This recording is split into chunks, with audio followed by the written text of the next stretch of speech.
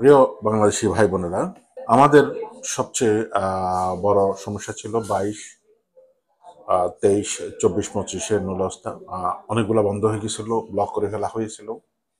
তো ইটালিয়ান গভর্নমেন্টের পেপেতুরা ইস্পতলে ইউনিকো আপনার এই পর্যন্ত 924টা ওকে দিয়ে আমাদের এম্বাসিতে পাঠাইছেন। তো এম্বাসির যে প্রতিনিধি জমা দেওয়ার বিএসএফ, তারা একটা লিস্ট অনলাইনে ছাড়ছে, আপনারা কন্ট্রোল করে নেন। নেক্সট সার্ভে আপনার 23 তারিখ।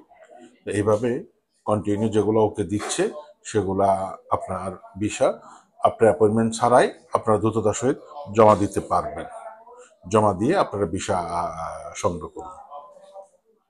আর যেসব মালিকরা এখনো পান নাই, নুলস্তা আছে, আমি ওনাদেরকে বলবো, আমি নভেম্বর থেকে বলে আসছি যে আপনারা মালিক পক্ষকে বলেন পেপুতুরাতে যোগাযোগ করতে অথবা প্যাকমেইল কন্ট্রোল করতে, যে কোনো ধরনের প্যাকমেইল আসছে কি না।